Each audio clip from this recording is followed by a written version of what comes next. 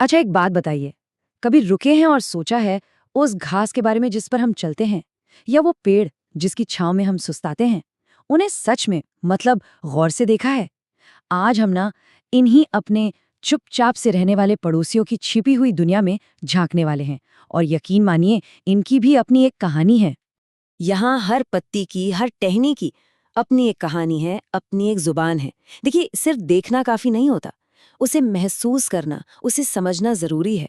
तो चलिए आज हम उन्हीं कहानियों में गोता लगाते हैं जो हर वक्त हमारे चारों ओर हैं, बस हमारी नजरों के ठीक सामने। पता है ये सब शुरू कहाँ से हुआ? बस एक पार्क में टहलते हुए एक बहुत ही सीधे साधे सवाल से। एक ऐसा सवाल जिसने मानो हमारे चारों तरफ जो ये कमाल की दुनिया है ना, उसका दरवाजा ही खोल दिया। तो मिलिए हमारे आज के इस एडवेंचर के हीरोज से, गोपू, सिम्मी और राज, तीन दोस्त। और इन्हीं की जिज्ञासा, इनकी क्यूरियोसिटी हमें पौधों की इस हैरत अंगेज दुनिया में लेकर जाने वाली है। और कहानी शुरू होती है स्कूल जाते हुए रास्ते से। गोपू ने अपने दोस्तों से पूछा, यार, ये प्रकृति कितनी कमाल की है ना? मुझे लगता है कि इन सबकी अपनी अपनी कहानियां होंगी। बस यही यही वो सवाल है जो हमारे आज के इस सफर का स्टार्टिंग पॉइंट है। तो क्या हम सब तैयार हैं इन कहानियों को सुनने के लिए? अब सवाल ये है कि इतने सारे अलग अलग तरह के पौधों के बीच भाई शुरू कहाँ से करें? तो चलिए सबसे बड़ों से शुरू करते हैं, मतलब पेड़ों और झाड़ियों से। सोचते हैं कि आखिर इनमें फर्क क्या होता है। आइए पता लगाते हैं। तो एक पेड़ को पेड़ क्या चीज बनाती है? असल में ये सारा खेल उसकी बनावट का है। सोचिए, एक अकेला मजबूत सा लकड़ी का तना जिससे ढेर सारी शाखें निकलती हैं, और गहरी जड़ें जो उसे जमीन में थामे रखती हैं। ये तो हुई सीधी सी बात। लेकिन कमाल ये है कि यही परिभाषा कितनी अलग अलग शक्लें ले सकती है। जरा सोचिए, एक तरफ बरगद का पेड़ जो चारों तरफ फैला हुआ है, और दूसरी तरफ नारियल का पेड़ जो एकदम सीधा और लंबा आसमान छू रहा है। हैं तो दोनों पेड़ हैं, है ना? लेकिन जीने का, बढ़ने का इनका अंदाज कितना अलग है। और यही तो इस दुनिया की खूबसूरती है। कभी ऐसा हुआ है कि तेज गर्मी में किसी बड़े से पेड़ की ठंडी छांव में रुककर एक पल के लिए सुकून मिला हो?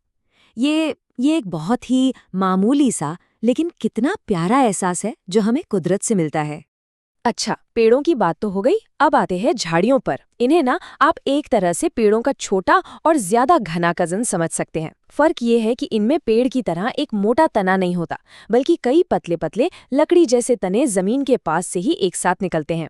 और पता है, हम सब शायद हर रोज ही झाड़ियों से मिलते हैं, बस ध्यान नहीं देते।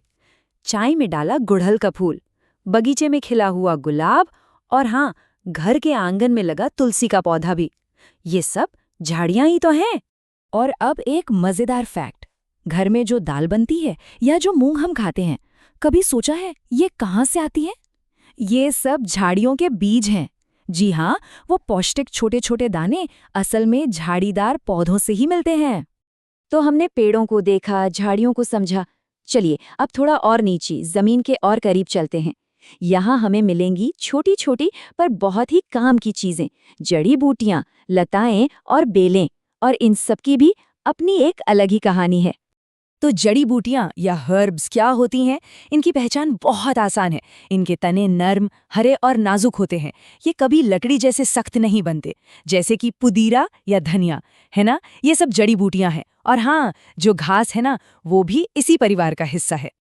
अच्छा, एक सवाल है, गन्ना और बांस, एक मीठा दूसरा बेहद मजबूत, इन दोनों में कॉमन क्या है? मतलब ऐसी कौन सी बात है जो दोनों में एक जैसी है? इसका जवाब शायद थोड़ा हैरान कर दे। वो दोनों घास हैं। जी हाँ, बहुत बड़ी विशाल घास, लेकिन है घासी। है ना कमाल की बात? प्रकृति हमेशा हमें ऐसे ही चौंकाती है, हमारे बनाए गए क्लासिफिकेशंस को चुनौती देती है। और इस घास परिवार का कमाल यहीं खत्म नहीं होता। हमारे खाने की सबसे जरूरी चीजें, चावल, गेहूं, मक्का, ये सब भी तो एक तरह की घास ही हैं। तो अगली बार जब रोटी या चावल की प्लेट सामने आए, तो याद रखिएगा कि ये घास परिवार का ही तोहफा है। और आखिर में बात करते हैं पौधों की दुनिया के पर्वतारोहियों और खोजकर्ताओं की, यानी लताएं और बेलें, जिन्हें हम क्लाइंबर्स और क्रीपर्स भी कहते हैं। इनका तना पतला और लचीला होता है, तो लताएं यानी क्लाइंबर्स किसी सहारे से ऊपर की ओर चढ़ती हैं और बेलें मतलब क्रीपर्स जमीन पर ही फैलकर अपनी जगह बनाती हैं। और कुछ लताएं तो और भी दिलचस्प होती हैं। ये एक तरह से परजीवी होती हैं, मतलब जिस पौधे का सहारा लेकर ये ऊपर चढ़ती हैं उसी से अपना खाना, अपने पोषक तत्व भी चुरा लेती हैं। देखिए प्रकृति में रिश्ते कितने कॉम्प्लेक्स होते हैं। तो देखिए, पौधों को अलग अलग श्रेणियों में बांटना, उन्हें समझना, ये तो बस शुरुआत है। असली समझ तो तब आती है जब हम ये महसूस करते हैं कि हम सब, इंसान, जानवर, पौधे, सब एक ही सिस्टम का, एक ही इकोसिस्टम का हिस्सा हैं और हमें एक दूसरे के साथ हार्मनी में यानी सद्भाव में रहना सीखना ही होगा। ये बात हमें यही याद दिलाती है कि हमारी खुशी, हमारी भलाई प्रकृति की भलाई से जुड़ी हुई है। सीधी सी बात है, जब हम प्रकृति का ध्यान रखते हैं तो असल में हम अपना ही ध्यान रख रहे होते हैं। तो सवाल ये है कि ये जो कनेक्शन है, ये जो रिश्ता है, इसे हम बनाए कैसे? और यकीन मानिए ये उतना मुश्किल भी नहीं है जितना सुनने में लगता है। इसकी शुरुआत एक बहुत छोटे से कदम से हो सकती है। क्यों ना एक पौधे से दोस्ती की जाए। घर में एक छोटा सा पौधा लाइए, उसे एक नाम दीजिए, रोज उसकी देखभाल कीजिए और बस उसे देखिए, उसे बढ़ते हुए महसूस कीजिए। ये प्रकृति से जुड़ने का, उसकी सराहना करने का एक बहुत ही सरल लेकिन यकीन मानिए बहुत ही पावरफुल तरीका है। तो बस आज के लिए इतना ही। मैं आपको इसी एक ख्याल के साथ छोड़े जाता हूँ। अगली बार जब भी घर से बाहर निकलें तो बस एक पल के लिए रुक जाइएगा और अपने चारों ओर देखिएगा। आपके आसपास की ये प्रकृति, ये पेड़ पौधे, ये आपको क्या कहानी सुनाने की कोशिश कर रहे हैं? सुनिएगा जरूर, क्योंकि आप जो खोज सकते हैं उस पर शायद आप खुद हैरान रह जाएंगे।